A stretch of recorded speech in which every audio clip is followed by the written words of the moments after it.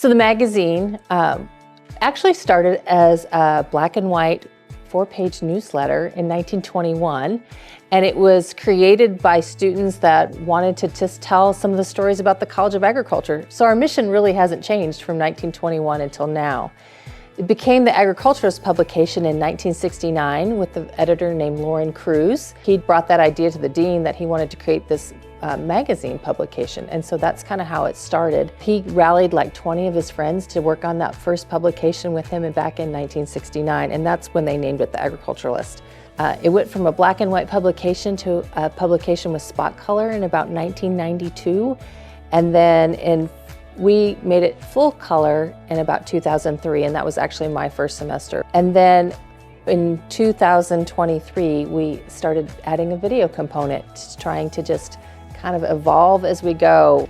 I think what sets the Agriculturist apart, definitely the people. I think the fact that we have new students in every semester, we always have fresh ideas churning, we're always trying to see what's the next thing. I think that's what keeps the Agriculturist, set in another lane of its own, is just the fact that we're never happy and satisfied. We're always trying to figure out what we can do to improve our magazine, and so that's something really exciting to be a part of, and knowing that I can go in and meet with my team and be like, hey guys, I really think this is the next step, and everybody's able to have that conversation.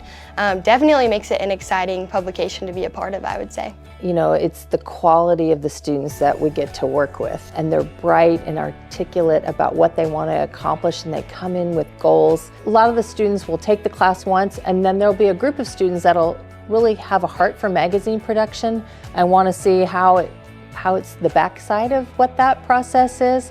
And so then they join my leadership team. And it's those students that are guiding that and wanting it to grow and working and problem solving together that keep raising that bar. That was the first real world experience, I'll say, of professional writing. And we didn't get paid for it, it was a class, but it was still, it was real stuff. And journalism was really important. The ins and outs of good journalism are really important. So to me, that was kind of the foundation for my career, and something I've kind of taken with me throughout.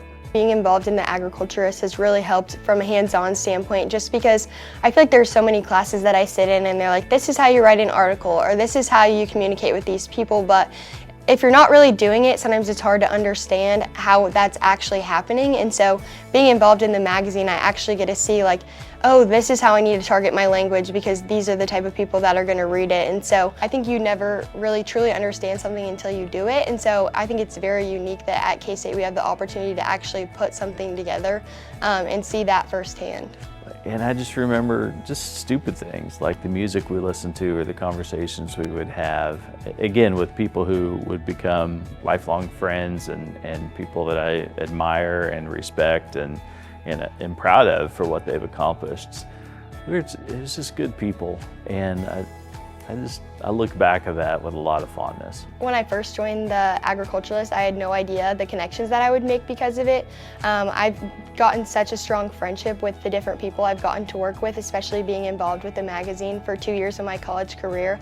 I would also say the mentorship from Lisa, who's a phenomenal communicator, has definitely been a highlight of my time in the Agriculturist. I feel so fortunate to have worked with some really amazing students over the years, and I take a little pride in watching them go out and be successful adults in adult life. And oh, what a joy it is to make this magazine with the students every semester. So the students in the class will sell all the advertisements, they'll write all the stories, they take all the photographs, and we get to make this amazing publication every semester that tells the stories about the people of the College of Agriculture.